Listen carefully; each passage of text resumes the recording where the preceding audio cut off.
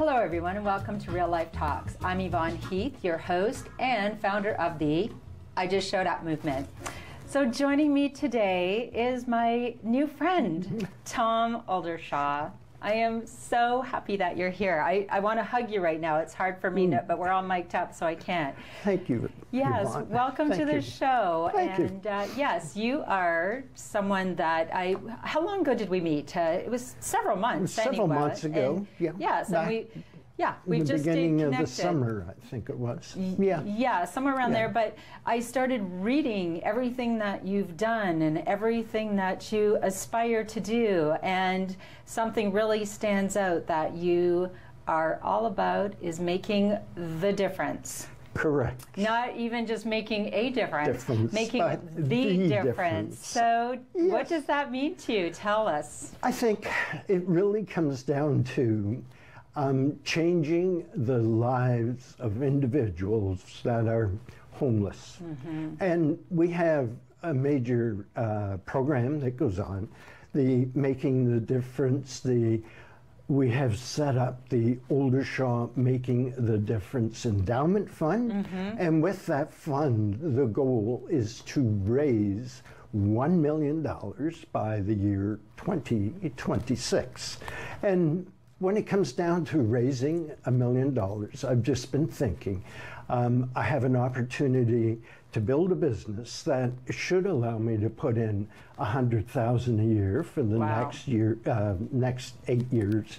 And in addition to that, we will do fundraising events to raise the other $200,000. So that's part of the process that we go through. Yes. The endowment fund really comes down to helping those individuals that are experiencing homelessness and poverty. And there is virtually our mission when it comes to making the difference is to really do, it's a five-fold mission in terms of helping women and children get out of the lives that they're in when they're certainly experiencing homelessness, to make the community aware of homelessness. Yes. And it's surprising as you go through the community, the number of individuals that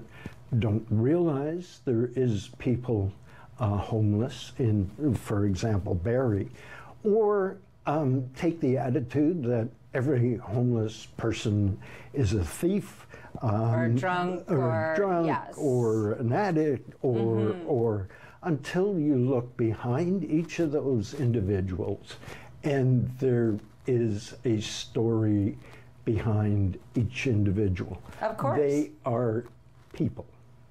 I always say, and even if those are the situations that they are in, they need help and they have value and they matter.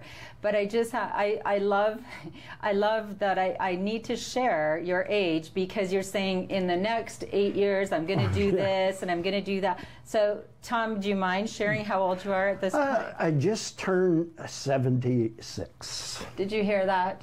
76, and you're a passionate advocate, and I love it. There is a key. It's mind over matter. Yes. But if I don't mind, it doesn't matter. Yes, well, there you go. And you've shared many of your jokes with us earlier, and they were really funny. Quote, yeah.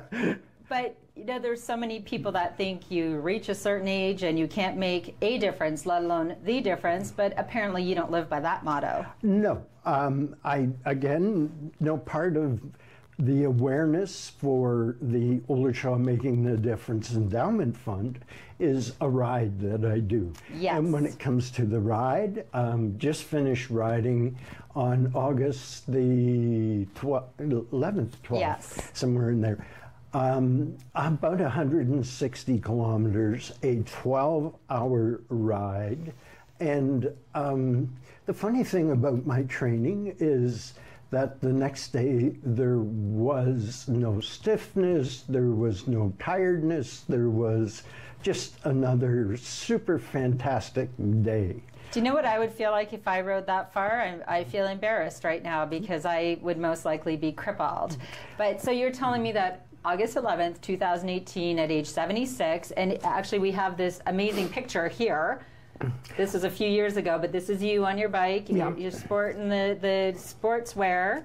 And that actually goes back to 2012, the Olympic years. Yes. And part of my family background is Olympians when it comes to canoeing and kayaking. Wow.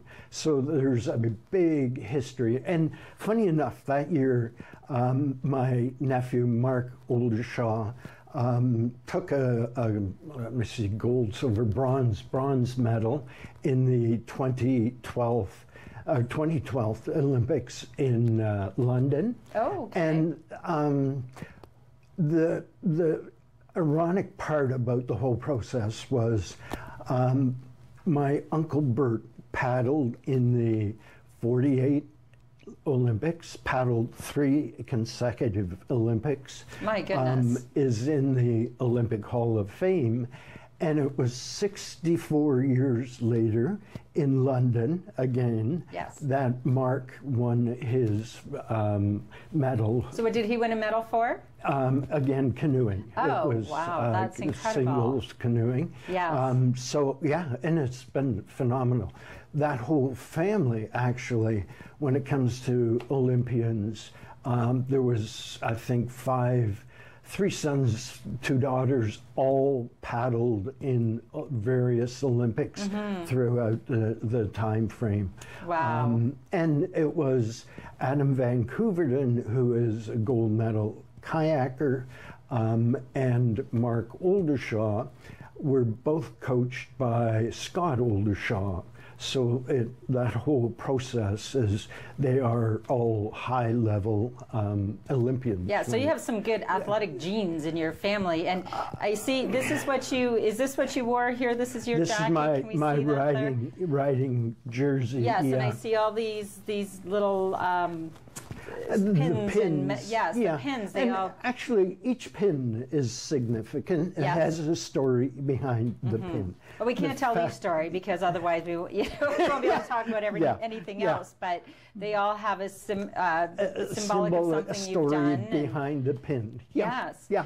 And just as an example, the 150, which was Canada's birthday last year, I rode 150 kilometers for my ride. This is incredible. I've done up to a 2-day ride, and that 2-day ride was 450 kilometers of riding.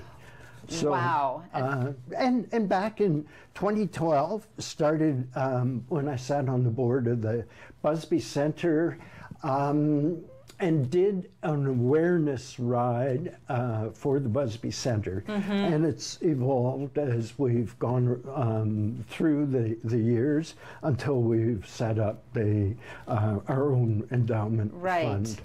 I read this story here, Inspirations, Making the Difference, and you're guided by the belief, passion, and desire that every life has equal value. And you want to work to help those individuals experiencing homelessness or poverty to lead healthy, productive lives.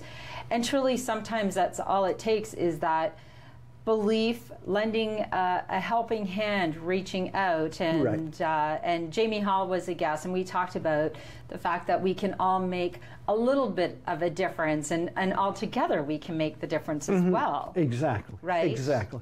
And I think part of it too is, I've seen and I've helped or assisted in helping individuals that get down on themselves. They're homeless, who would want to help me. I'm a bum and I've got no family. I'm just giving up. And that wasn't the case. I can remember one individual where got down on himself, found employment, worked, but fell off a ladder, broke his heel. But the story was, that individual was getting the breaks in life. So we convinced them that the broken heel was Literally. a break in life. Yeah. He got new glasses, which allowed him a new outlook on life. Wow. So it's things like that. And again, I throw in humor because it helps everybody. It's already serious enough, isn't it? And it's serious enough, but again, with the humor, if you can produce a smile on people's face, it makes a big, big difference. You are so right, and I've often said that even when, no matter if people are grieving, facing a challenge, life, a crisis, it's already serious enough. So if you could actually just give them a little break of laughter, a little glimpse of joy in all of this, then Exactly. how wonderful. And it really comes down to you just have to show up. You just have to show up. And I don't know where I've heard that before. I don't know where you would have heard that. Thanks for the plug-in. But it's true. When you don't know what to do, you don't know what to say, just show up. And we're not all going to do a big ride like you, because I literally would be paralyzed. But I mean, are there other ways people could support what you do, or your foundation, or how do? Certainly, when it comes to the foundation's managed by the Barrie Community Foundation, which is part of a Canada-wide foundation group that manages millions or billions of dollars. If you go to their website, you will see and follow the instructions, you will see the Oldershaw Making the Difference Endowment Fund. Failing that, the Barrie Community Foundation's at 36 George Street in Barrie. Doug Shaw will help you out. Yeah, there's always something we can do, and it's interesting. I've spoken about homelessness and poverty before, and people think sometimes that it doesn't happen in their community because they don't see people sleeping on the streets everywhere, but homelessness goes deeper than that. And how many people, I know the statistic, in a given year, how many Canadians? Yeah, I think like, I've read, and this number is probably an older number, but there's something like 200,000 Canadians that are homeless. And I know, again, the Barrie Outreach Van is serving upwards of 100, or can serve upwards of 100 people in a night. So it does show that when it comes to homelessness, there is an existence of homelessness. Yes, it's but everywhere. I still think the attitude has to be lend a hand up. Don't kick them, the individuals, when they're down. Absolutely. And out of all the years I've been involved, I have seen probably one person that has checked the box that said, I'm not starting life at $10 an hour. I will live on the streets. But other than that, I think if you look behind the people, they've got families, they've got lives, there's individuals, they're people, and we need to care about those individuals. And I guess I think it's Teddy Roosevelt that said, nobody cares how much you know until they know how much you care. Exactly. And it, that goes a long way.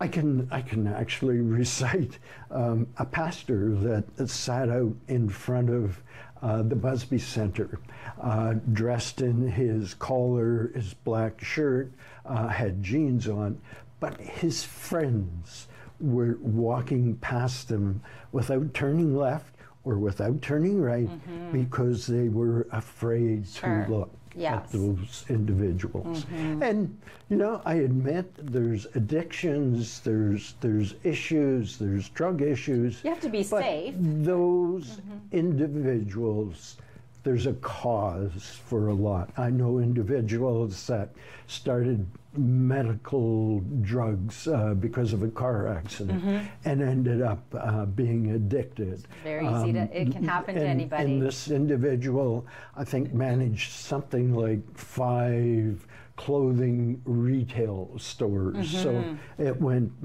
down from there. But again, most of the individuals, I think if you said, here's an opportunity, here's work, they would take it. Or the other thing in our society is we tend just to look at the individuals that are homeless and not help them outside of the box. We help them through the systems, but we don't ask the question, what can we do to make your life better? And whether it's education, whether it's basic training for individuals, you can help them come out of the system. But we seem to give them enough money to keep them into the system. That's just the start, right? That's just the beginning. To manage them. If there was more funding, then, and again, it comes to each individual making the difference. It takes a village, right? And to me, we are all each other's responsibility. Exactly. My responsibility is being the very best version of myself, but I feel when people say, well, that's none of my business, well, if somebody is struggling, I say, actually, it's all of our business. Actually, that's the whole inclusion. Right? Inclusion, everyone. So how did you, of all the things, how did you, or why did you become so passionate about poverty and homelessness? Obviously, it's a big issue, but there are so many. What drew you to this? I think if I go back to the beginning, I was probably a person that didn't realize there was issues within the city of, in this case, Barrie. And even Aurelia, if you follow Aurelia, the city of Aurelia is going through experience as well. But in the beginning, I volunteered to help individuals set up out of the cold in the Bethel Community Church. And from that experience, I was involved, again, with homeless individuals, helping them. From there, I moved to the Busby Center and sat on the board of the Busby Center. I think the good thing now, when it comes to the Busby Center, too, is that they're taking on the Out of the Cold program. So individuals, when it comes to the winter and now summer months, will have a place to sleep other than a mat and a pillow on the floor and a blanket. Certainly better than sleeping in a snowbank. Oh my goodness! But again, so that was really the beginning of it all. The other part was I was involved as an entrepreneur setting up a high capital intensive business with low funding and went through some financial struggles on my own. I was fortunate that I had friends and family that could help, but in a lot of cases these individuals do not have friends. So you see how it can happen. And the more I see, they need virtually somebody to stand up for them, to say that, no, these individuals are experiencing, and I think the key word is experiencing homelessness. It's not a permanent occupation. And again, if these individuals were to get help, then it will make the difference. That's right. And it's once you know something, like so that you became aware, you can't unsee it. Right? And I think that's truly what a lot of the stress in our society is, that we're trying to unsee the things that we know are going on, but I can't do anything, or I don't want to do anything actually about it. And really, if you just did a little something, you would feel better and make a difference as well. So I think that's it's really important to have these conversations, because now everyone who listens to this show they've heard it. It's out there, and there's something you can do. And again, I follow John Maxwell when it comes to leadership, and I believe totally in intentional living. Absolutely. I think everybody needs a purpose, and it makes such a big difference if you have a purpose in life. I think, again, it's an inspiration for myself when it comes to training year-round so that I can ride a couple of 100 kilometers, or again, even thinking about looking after yourself when it comes to health. And, and again, I think I've mentioned several times that when it comes to you as an individual need to look after your body, or your body will look after you. Absolutely. And again, I've looked and glanced at statistics where people riding bicycles beyond 73, it's a very low percentage, I think, on a North American basis. But at the same time, I was sent a video the other day of two individuals. One was 91, one was 86, still riding their tandem bike. Yes, so, I love it. You know, it can be done. It can be done. Well, and it's funny because I'm very passionate about that message after, of course, 30 years being in healthcare and watching. There is a great majority of our health issues that we cause ourselves. Exactly. I'm not talking about diseases that you have no control over, but many of the things, when you look around, we create our own illnesses, and we say, oh, well, I'm too old to do this, I'm too old to do that, but you're kind of blowing that out of the water, aren't you, Tom? Exactly. and again, I'm a big believer in preventive health as to letting your health go down the road to where you can't walk anywhere anymore, you can't do anything. I believe that if you take care of yourself, then you are able to do. And I'm also a big believer in an active lifestyle. Yes. I'm not really that keen on a non-active lifestyle. Right. Well, and there's so many people out there that, they'll hear this message, say, oh my gosh, I can't believe he's 76, he's riding this bike. And it's incredible, truly, how far you go. I feel like I'm going to hint to somebody I'm married to get on their bike. But anyway, but we don't all have to get on there and ride 200 kilometers. No. But the most important message is, whatever age, if you can walk half a block, start there. Yeah, exactly. Then you will do that 3 times a week. And I just encourage people so much, start from wherever you are to get to feeling better. Because it's never too late to improve your health somewhat. Yep.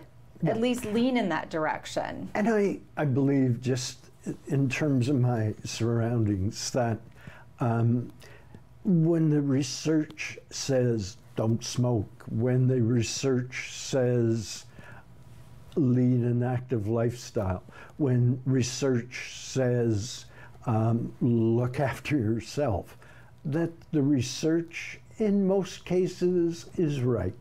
Of course. There's a lot of dollars spent in research, and even cancer. The fact that cancer could be prevented in terms of the research that's gone in, it says not a really wise thing to smoke all the time. Of but course. Yet people keep smoking. And even I don't understand young people that smoke. Again, you look at cigarette packages, you look at... with the deformed faces and everything, and the price. Yeah, well, even if you don't care about your health, oh my gosh, it's a fortune. Exactly, it's a fortune. Exactly.